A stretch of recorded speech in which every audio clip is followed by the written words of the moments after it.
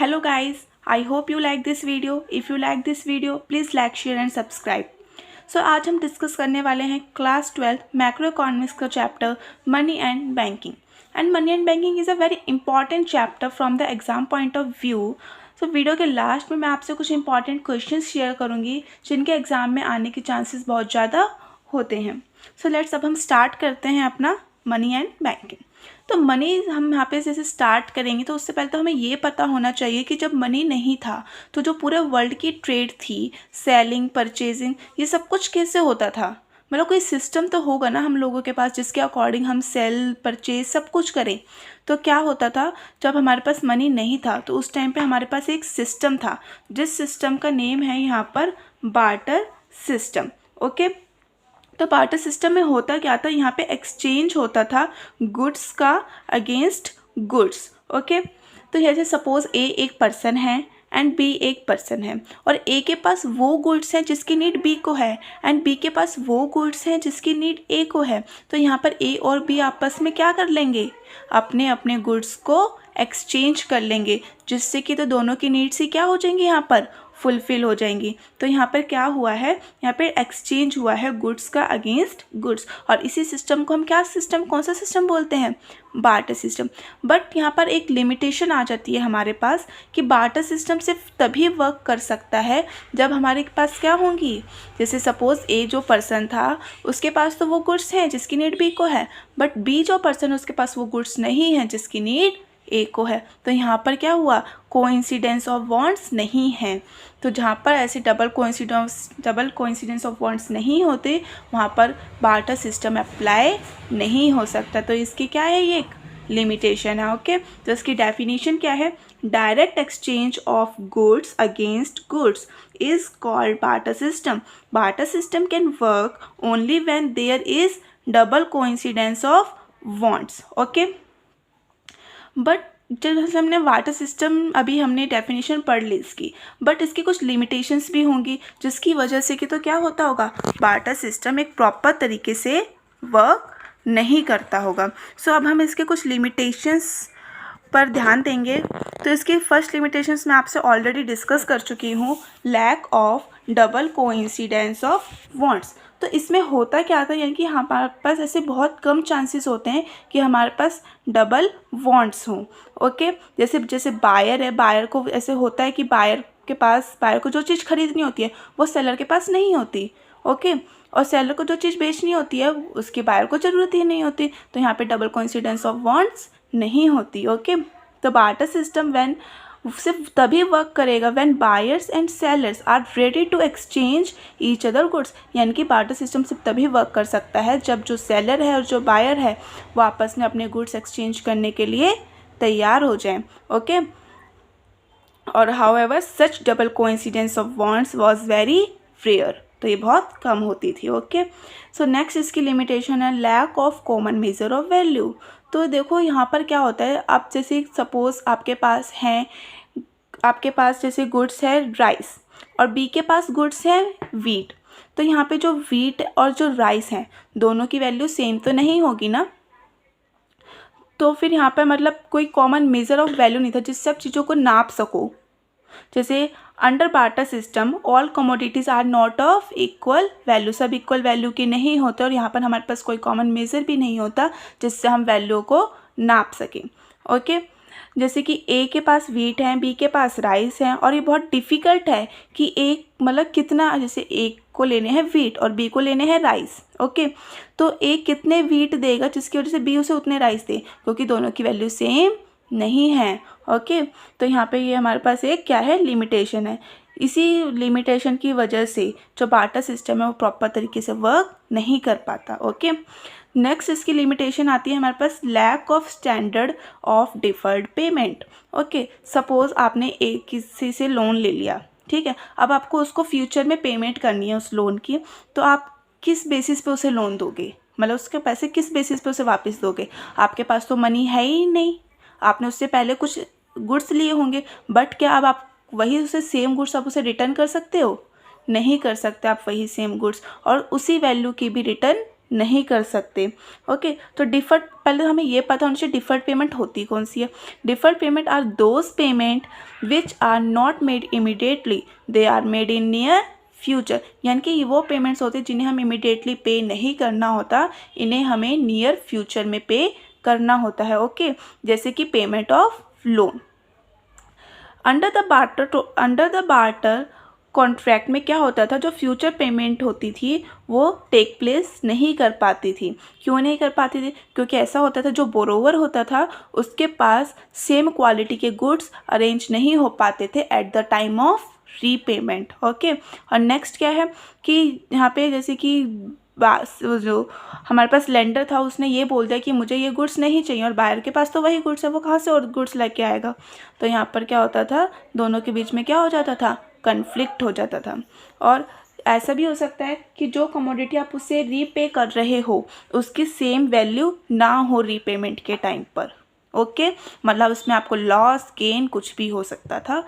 इसलिए हमारे पास जो ये बार्टर सिस्टम है ये ढंग से मेंटेन नहीं हो पाया, ढंग से वर्क नहीं कर पाया। ओके, और नेक्स्ट हमारी जो फोर्थ लिमिटेशन है ये है lack of store of value. यहाँ पर क्या होता था, जो लोग थे वो अपने, जैसे कि उनके पास सामान है, उनके पास गुड्स है, उनको वो ज़्यादा टाइम तक स्टोर करके नहीं रख सकते थे क्योंकि वो ख़राब होने का डर भी होता था उनका। एंड जो दूसरा पॉइंट है वो ये भी होता था कि उनके पास इतनी जगह नहीं होती थी, उनके पास इतनी स्टोरेज नहीं होती थी कि वो इतने सारे गुड्स को संभाल कर रख सके। मतलब under this system it is difficult to store wealth for future use because goods are of perishable nature. Storage of goods requires time and efforts. Okay, so हमें समझ में आ गया कि बार्टर सिस्टम क्या था और उसकी लिमिटेशंस क्या थी, जिसकी वजह से कि तो वो प्रॉपर वे से वर्क नहीं कर पाया। सो अब हम अपना स्टार्ट करते हैं अब मनी। सो मनी क्या होता है? मनी क्या होता है, अब आप बताओ मुझे मनी क्या होता है। Money is anything which is generally acceptable as medium of exchange, measure of value, store of value and means of deferred payment. तो यहाँ पर हुआ क्या, जो भी हमारी लिमिटेशंस थी बार्टर सिस्टम में वो सारी यहाँ पर आकर क्या हो गई, ख़त्म। क्यों? जब मनी आ गया हमारे पास, अब हमारे पास डबल कोइंसिडेंस ऑफ वांट्स की ज़रूरत ही नहीं है। हमें जो चाहिए हम सीधा पैसे लेके वो ख़रीद लेंगे और हम इसको स्टोर करके भी रख सकते हैं, इसकी वैल्यू भी कम नहीं होगी टाइम के साथ। ओके, और हमें अगर किसी को फ्यूचर पेमेंट करनी हो लोन वगैरह की तो वो भी हम इजीली पे कर सकते हैं। और हमारे पास और क्या होता है, इसकी एक कॉमन मेजर ऑफ वैल्यू है जिसे हम इसे नाप सकते हैं। ओके, तो मनी क्या है? Money is anything which is generally accept, जिसे हम एक्सेप्ट कर सके as a medium of exchange. अगर मैंने आपको बोला कि मेरे को एक पेन चाहिए और आप मेरे से पैसे ले लो और मुझे वो पेन दे दो, तो आप इजीली कर लोगे मेरे से एक्सचेंज। तो यानी कि जहाँ पे इजीली एक्सचेंज हो जाए as a medium of exchange, वो क्या है? आपकी मनी है। ओके, तो इसकी डेफिनेशन हमने पढ़ ली। Money is anything which is generally accepted as a medium of exchange, measure of value, store of value and means of deferred payment. Okay, अब हम पढ़ेंगे यहाँ पर functions of money. This is very important. Okay, तो functions of money में हमारा क्या होता है, यहाँ पर जो हमारे फंक्शंस ऑफ मनी है वो हमने 2 पार्ट्स में डिवाइड कर रखे हैं। First is primary functions and the other one is secondary functions. तो जो प्राइमरी फंक्शंस है यहाँ पे हमने पढ़ा कि मनी क्या था? मीडियम ऑफ एक्सचेंज था, यानी कि हमें इसे इजीली हम क्या कर लेते थे, इसे एक्सेप्ट कर लेते थे as a medium of exchange. यानी कि यहाँ पर आके क्या हुआ, जो हमारे पास डिफ़िकल्टी थी डबल कोइंसिडेंस ऑफ बॉन्ड्स की, वो यहाँ पर आकर ख़त्म हो गई थी और सेल परचेज हम इजीली कर सकते हैं मनी के थ्रू। ठीक है, और जैसे मनी के पास तो देखो मनी में तो इतनी पावर नहीं होती ना कि वो हमारे नीड्स, ह्यूमन वांट्स को सेटिस्फाई कर सके, बट इसमें इतनी पावर तो होती है ना कि मतलब हम जिसकी वजह से हमारी नीड फुलफ़िल होगी, हमारी वांट्स फुलफ़िल होगी, हम उस मनी से हम वो चीज़ क्या कर सकें, सेल परचेज़, मतलब हम उस चीज़ को क्या कर सकें, खरीद सकें। ओके, तो यहाँ पे मीडियम ऑफ एक्सचेंज में क्या हुआ, money is generally accepted medium of exchange, it removes the major difficulty of double coincidence of wants. Most of transactions relating to sale and purchase are carried through the money. It acts as medium of exchange. Money has no power to satisfy human wants, but it gives power to purchase those things which have utility to satisfy human wants. तो यहाँ पर हमने discuss कर लिया कि medium of exchange में हमने क्या क्या हुआ, ठीक है। नेक्स्ट आती है major of value. Major of value में क्या होता है कि यानी कि हमारे पास अब एक कॉमन मेजर ऑफ वैल्यू है। जैसे हमारे इंडिया में हम जो मनी है उसकी कॉमन यूनिट क्या है, रुपी। क्या है कॉमन यूनिट, रुपी। हमारे पास हम किसी चीज़ को हमें अगर उसको मेज़र करना होता है, हम किस में मेज़र करेंगे, हम अपनी मनी को रुपी में, ठीक है। तो अंडर बार्टर जो जैसे हमारे पास बार्टर सिस्टम था, बार्टर सिस्टम में एक बहुत बड़ी लिमिटेशन थी ये, बट यहाँ पर आके वो लिमिटेशन भी अब क्या हो गई है, ख़त्म हो गई है। क्योंकि मनी हमें हेल्प करता है to calculate relative price of goods and services, और इसी रीज़न की वजह से ये क्या है, यूनिट ऑफ अकाउंट है। जैसे रुपी हमारे इंडिया का है, पाउंड इंग्लैंड का है, एंड सो ऑन। ओके, सो अब हमारे आते हैं सेकेंडरी फंक्शंस।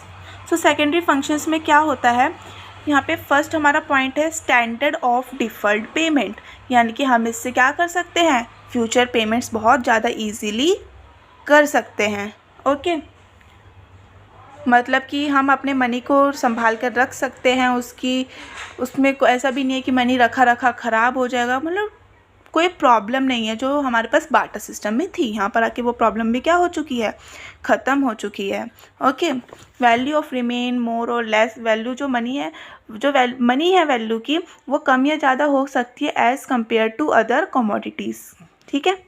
मनी, ठीक है। अब हमने क्या है हमारा पॉइंट, स्टोर ऑफ वैल्यू। क्या है हमारा पॉइंट, स्टोर ऑफ, हम इसको स्टोर करके रख सकते हैं easily. Wealth can be stored in terms of money, money can be stored without loss in value, यानी कि हम मनी को स्टोर करके रख सकते हैं without store in value. Okay, savings are secured and less. Savings are secured and can be used whenever there is need, यानी कि हम अपने सेविंग्स को सिक्योर कर सकते हैं। ओके, और जब हमारे पास हमें उनकी नीड हो तो हम उनका यूज़ कर सकते हैं। तो यहाँ पर आके हमारा जो भी लिमिटेशंस थी वो सारी आके क्या हो चुकी हैं, ख़त्म हो चुकी हैं। यानी कि मनी ने सारी लिमिटेशंस, बार्टर सिस्टम में जो लिमिटेशंस थी, मनी के आते ही वो सारी लिमिटेशंस क्या हो गई, दूर हो गई। ओके, सो लेट्स अब हम स्टार्ट करेंगे